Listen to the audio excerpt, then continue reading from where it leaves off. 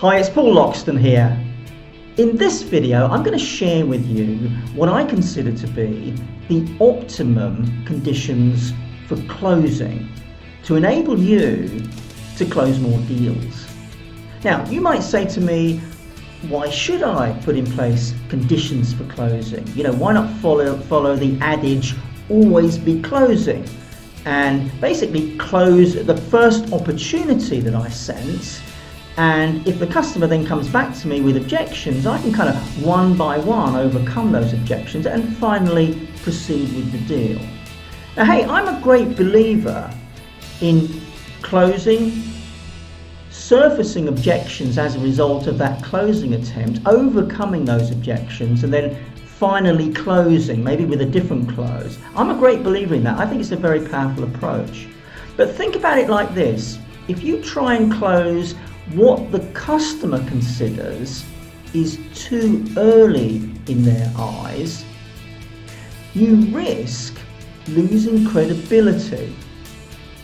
And not only then is the customer not going to play ball with you and sit there and kind of one after another share with you the issues, concerns, anxieties that you didn't address to enable you to overcome them and close. Not only are they not going to do that, but basically they're going to tune out. You'll have lost your credibility, and there's no way you're going to proceed with this deal or probably any deal in the future.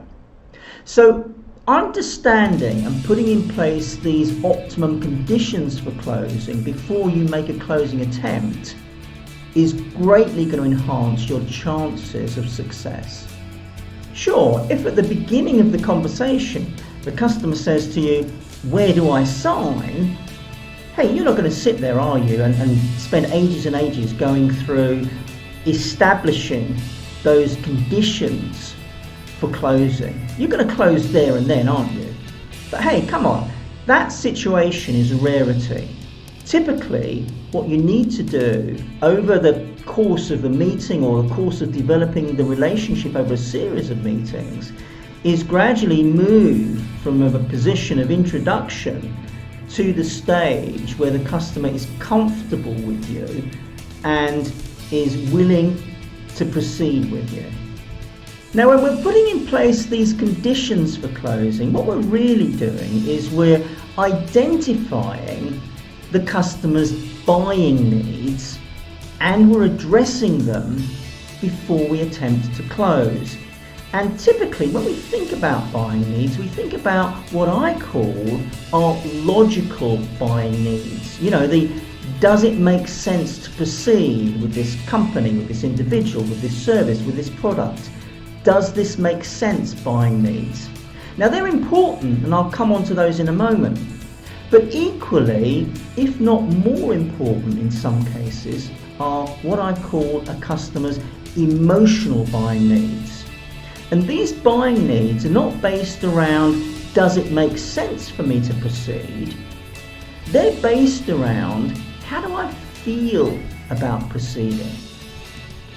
So let's have a look at these emotional buying needs first of all, and as a result of identifying them, let's just think about the conditions we need to put in place to address them before we close.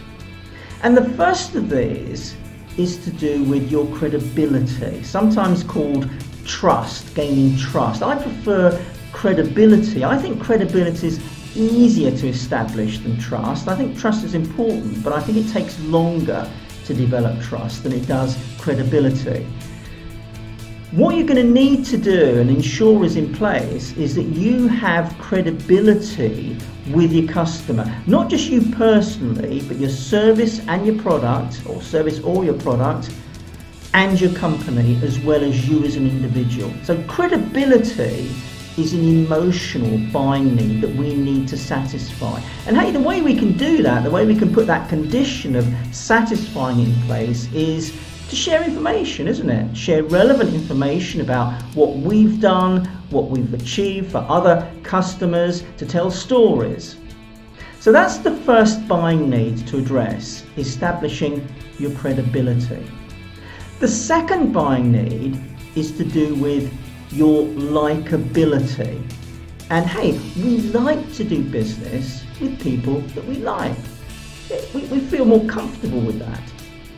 And so if you think about it, we tend to like people who are either pretty similar to ourselves or who we would like to be like.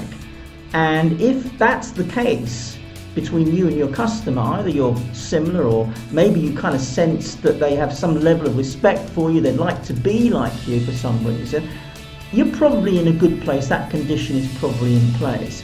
If not, I'm not asking you to change your spots for stripes and pretend to be somebody that you're not, to be liked. But what I am saying is that I'm sure you have the ability to adjust even a little bit in some areas to enable your customer to like you. So it's about adapting sufficiently to enable them to like you. The third area of buying need, emotional buying need, is what I call engagement. Yeah? Customers like to buy from people that they have some kind of a relationship with. This is why developing rapport is absolutely critical right from the beginning of your relationship. You need to have a level of engagement with your customer in order, when you close, they feel comfortable progressing with you as an individual. So work on your rapport building right from the beginning of the relationship. Now, the fourth emotional buying need that customers have is to do with whether or not they want your product or service, whether or not they want to do business with you. Not whether or not they need your product or service, or whether or not your product or service addresses their needs. That's a logical buying need. Does it make sense to proceed?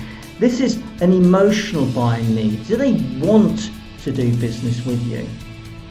And what you need to do here is really ask yourself that question.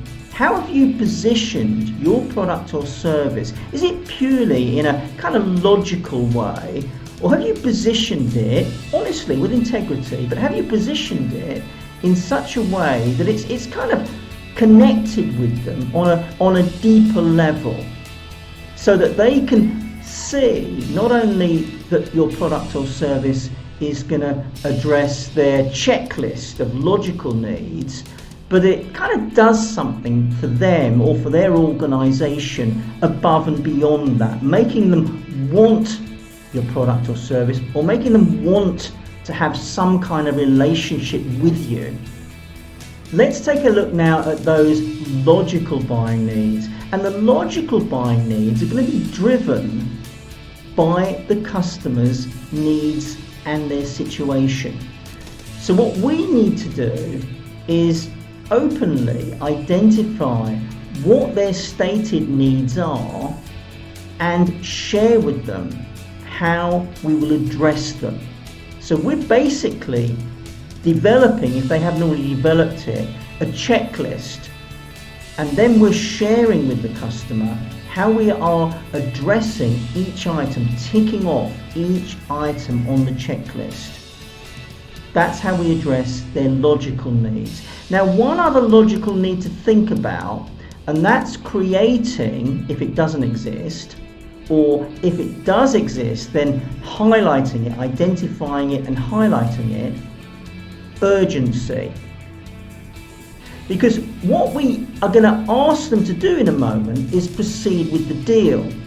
And if there's no level of urgency on their part in doing so, an objection that we risk, that we may have difficulty in overcoming, is we're going to put this off until after so-and-so, or after this happens, or it's not high agenda at the moment. So look for urgency. Why do they want to do it now? And make sure you highlight to them the importance of, the benefits of, the risk avoidance of doing it now. If it's not evident why it's important to do that now, you need to find a valid reason and share that with them as to why they need to proceed now. You need to identify and highlight the urgency. Now, a question that I often get concerning logical buying is, should I find out whether from the customer's perspective my product or service is affordable before I attempt to close? Now, my view is this.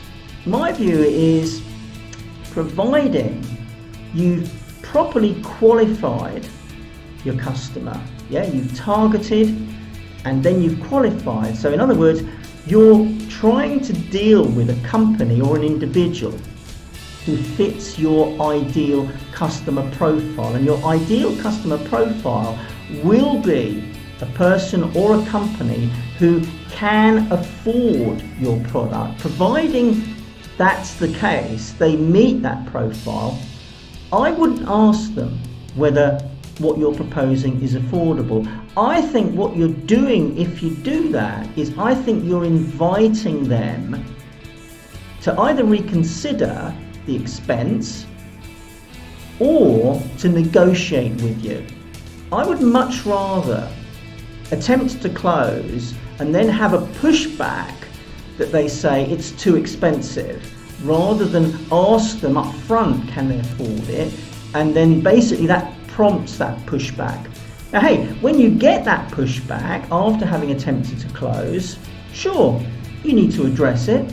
And what I would do is I would find out how much more expensive my product or service is than they had expected to pay. So let's identify a figure. I can deal with a figure. Once I've got the figure, then I can either help them find the money to pay for it, or I can help them rationalize the investment, not the expense, but the investment of this additional amount based on the value that they're going to get after proceeding with my product or service. So I wouldn't ask up front, providing you've qualified and targeted, whether a customer can afford it, unless you're required to do so as a result of, say, some statutory requirement if you're selling a financial product. I would proceed to the sale, to the close rather, and then address that if they raise that issue as a pushback. So let me summarize. In order to put in place these optimum conditions for closing, we need to identify our customers' buying needs in two areas. We need to address their emotional buying needs in terms of credibility, likability, engagement, and want. Do they want our product or service or a relationship with us? We also need to address their logical buying needs, which will be situation specific, and we need to also include reference to urgency. I hope you found this video helpful. Look out for other videos in my series on closing, including how to develop a closing mindset, what the 5 key skills are for closing, and videos addressing individual closing techniques. Good luck with this.